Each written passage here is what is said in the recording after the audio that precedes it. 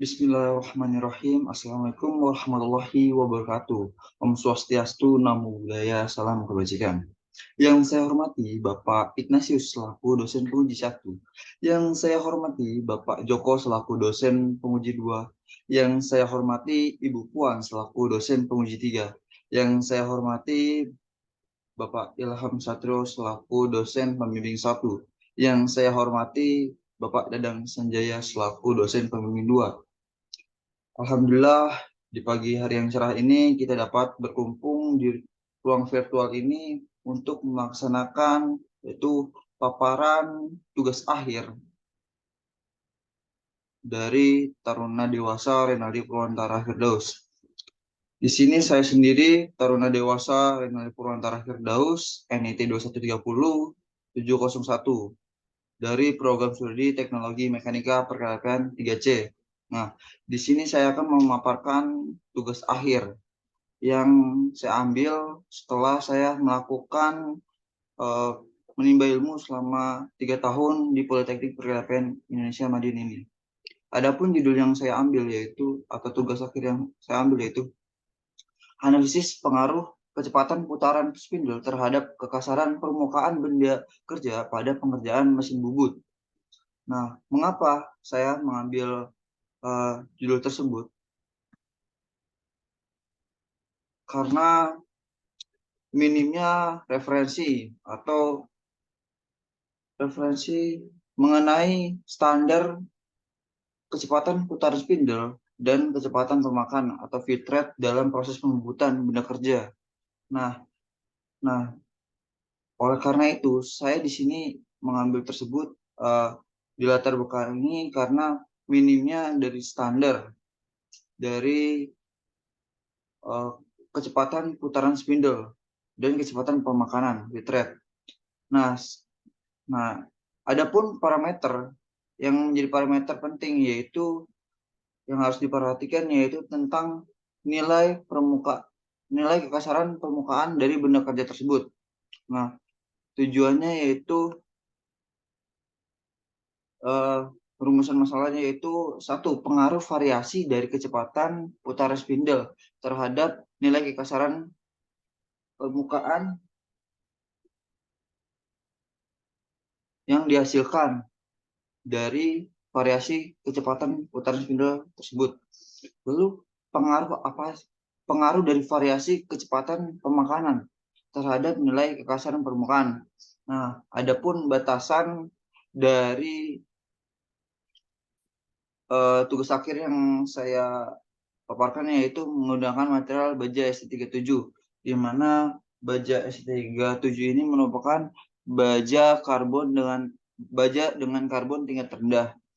Nah, kenapa material baja ST37 yang saya ambil? Karena aplikasi dari material baja ST37 ini banyak digunakan dalam car body dari kendaraan dan dapat digunakan dalam kawat.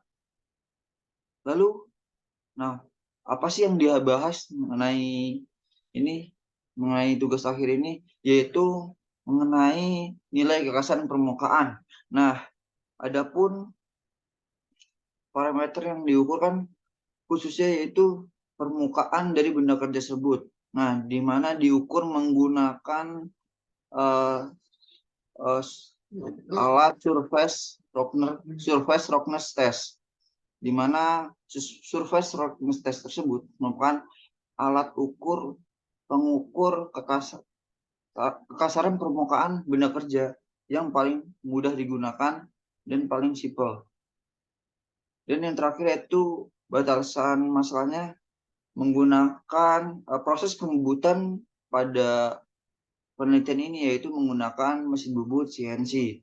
Mengapa menggunakan mesin bubut CNC? Karena banyak tersedia di mana saja mesin bubut CNC. Adapun maksud dan tujuan saya mengambil tugas akhir terkait analisis kecepatan putaran spindle dan variasi kecepatan pemakanan pada benda kerja, yaitu untuk mendapatkan hasil dari variasi kecepatan putaran spindle terhadap kekasaran. Nah, apabila kita dapat membandingkan kecepatan putaran spindle, apabila kecepatan spindlenya rendah bagaimana dan kecepatan spindle yang tinggi bagaimana hasilnya. Lalu untuk mendapatkan hasil atau pengaruh variasi dari kecepatan pemakanan terhadap kekasaran baja ST37 atau benda kerja. Nah, bagaimana sih kecepatan pemakanan apabila kecepatan dari pemakanannya itu dibeda-bedakan. Nah, manfaatnya yaitu untuk menambah wawasan teoritis atau teknis mata kuliah teknologi mekanik, di mana teknologi mekanik tersebut merupakan salah satu mata kuliah yang terdapat di semester 4 di program studi teknologi mekanika PKTPM. Dan yang terakhir manfaatnya yaitu menjadi referensi tugas akhir selanjutnya bagi taruna-taruni maupun pembaca nantinya. Nah, adapun penelitian terdahulu yang menjelaskan mengenai pengaruh variasi kedalaman potong dan kecepatan putaran mesin bubut terhadap kekasaran permukaan benda kerja hasil pembubutan rata pada baja S37 di mana dilakukan oleh Bapak Sutrisna dan tim pada tahun 2019, di mana beliau mengambil kajian atau penelitian mengenai variasi kedalaman potong atau depth of cut dan kecepatan putaran mesin bubut. Nah, di mana di tugas akhir saya ini, saya itu menganalisis mengenai variasi kecepatan putaran spindle, di mana saat benda kerja dipasang di cak, jadi berputar, putarannya itu yang kita analisis, dan kecepatan pemakanan putaran dari pemakanan antara kontak insert dengan benda kerja itu kecepatannya kita ukur juga. Lalu ada penelitian terdahulu yang kedua oleh Bapak Siswanto dan Bapak Sunyoto pada tahun 2021 mengenai pengaruh kecepatan dan kedalaman potong. Hampir sama dengan judul Bapak Sutrisno dan tim, yaitu kecepatan dan kedalaman potong atau depth of cut. Dan pada proses pembuatan konvensional. Nah, di dalam penelitian yang dilakukan oleh Bapak Siswanto dan Sunyoto menggunakan mesin pembubut konvensional, di mana dalam penelitian saya yaitu menggunakan mesin bubut CNC. Lalu ada penelitian terdahulu yang ketiga oleh Bapak Rosandi dan tim pada tahun 2021 mengenai analisis variasi kecepatan potong dan kedalaman potong terhadap nilai kekasaran permukaan dan getaran. Nah, ada perbedaan yang saya ambil yaitu saya menganalisis variasi kecepatan putaran spindle, di mana benda kerja itu putaran benda kerja sebelum mengenai pahat mesin bubut. Dan di sini juga membahas mengenai kedalaman potong atau depth of cut. Sedangkan parameter yang kedua saya mengambil variasi kecepatan pemakanan. Nah, di mana pada penelitian yang dilakukan oleh Bapak Rosandi dan tim itu menggunakan material baja ST60. Di sini saya menggunakan material baja S37. Adapun di sebelah kiri atas ini merupakan bentuk dari benda kerja, yaitu material ST37, di mana material ST37 ini sering digunakan dalam pembuatan karbodi dari mesin kendaraan, karena merupakan baja dengan kandungan karbon rendah. Lalu ini merupakan yang di bawahnya ada mesin bubut CNC, di mana mesin bubut CNC ini sangat banyak tersedia di beberapa tempat. Karena itu saya memilih ini karena lebih banyak. Lalu di sini pendapat saya itu proses pembuatan menggunakan pahat insert atau pahat karbida, di mana kelebihan dari pahat karbida sendiri yaitu tidak mudah haus, atau saat melakukan pembubutan itu tidak harus digerinda lagi dibandingkan pahat HSS, di mana pahat HSS yaitu apabila telah dilakukan pembubutan, maka permukaan dari mata pahat itu akan tumpul, maka harus digerinda lagi. Berbeda dengan pahat insert atau pahat karbida tersebut, di mana apabila mata pahat tumpul, kita dapat mengganti posisi dari mata pahat tersebut dan hanya mengganti mata pahat lalu dipasangkan ke the holder. Lalu ada kecepatan permakanan. Nah, di mana di sini variasi kami yang menggunakan parameter yaitu variasi dari kecepatan pemakanan. Lalu di sini ada alat pengukur tingkat kekasaran pada permukaan benda kerja yaitu surface roughness test, di mana surface roughness test tersebut mudah digunakan dan banyak tersedia di lapangan. Lalu output yang dihasilkan yaitu mengetahui dari rata-rata kedalaman atau potong dalam proses pembuatan. Nah, ini merupakan diagram alir mulai dari persiapan bahan hingga proses pengujian dan mengambil analisa.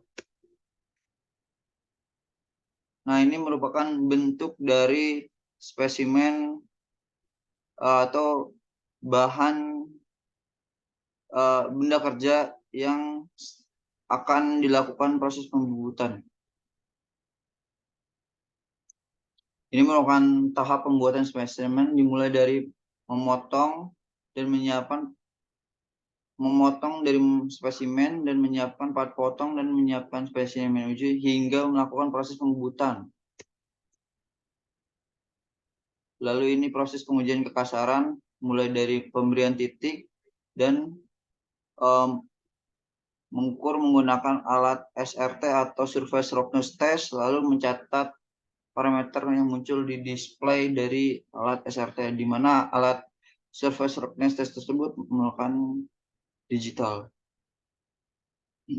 Nah, ini merupakan hasil dari proses pembubutan, di mana di sebelah kiri merupakan dengan variasi kecepatan putaran 63, 125, 252, 501, dan 603 RPM dengan kecepatan feed rate-nya, kecepatan pemakanannya itu 0,505 yang dilakukan oleh orang pertama ini. Lalu yang dikanannya merupakan hasil variasi dari kecepatan putaran spindle dengan kecepatan 0,081, di mana dari kecepatan putaran spindle-nya itu dari 63 hingga 603 RPM. Ini merupakan tabel hasil pengujian kekasaran, di mana dapat dilihat jelas perbandingan dari kecepatan putaran.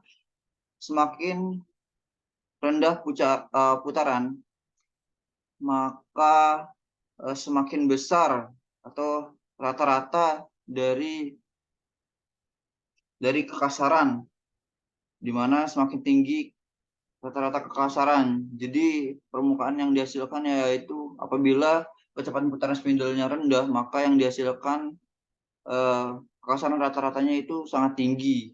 Berbanding terbalik dengan apabila kecepatan putaran spindle yaitu 693 RPM, maka kecepatan rata-rata kekasaran dari benda kerja permukaan benda kerja yaitu 3,2. Dan nilai tertinggi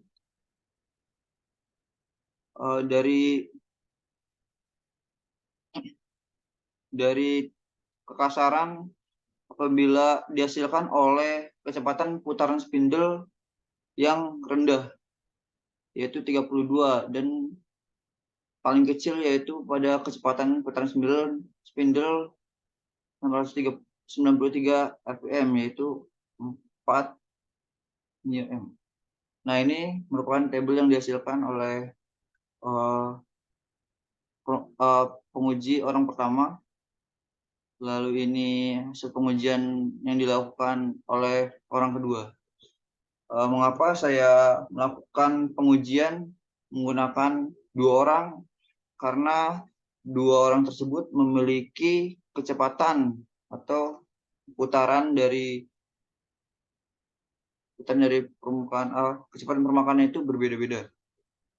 Yaitu kesimpulannya yaitu hasil dari penelitian yang dilakukan pada eksperimen pengaruh pada benda kerja menggunakan alat roughness test dengan variasi putaran dari mesin spindle dan 2 variabel yang berbeda memberikan jawaban bahwa semakin cepat kecepatan putaran spindle dan semakin lambat kecepatan pemakatan atau feeding, maka benda kerja yang dites menunjukkan menghasilkan hasil permukaan yang halus apabila kecepatan putaran spindle dan semakin lambatnya kecepatan permukaan atau feeding rate, feed off rate, maka permukaan benda kerja yaitu semakin halus, berbanding terbalik dengan apabila semakin lambatnya kecepatan putaran spindle dan semakin cepatnya kecepatan permakanan atau feed off rate, maka semakin kasar dari permukaan benda kerja. Hasilnya juga tidak akan bagus apabila semakin cepat. Apabila ini dengan kecepatan pasti semakin kasar. Adapun saran dari saya yaitu untuk penelitian ke depannya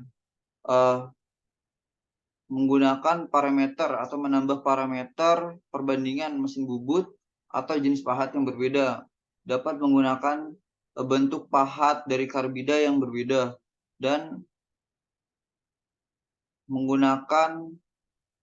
menganalisis melalui menggunakan foto makro atau foto mikro setelah mengalami pembubutan.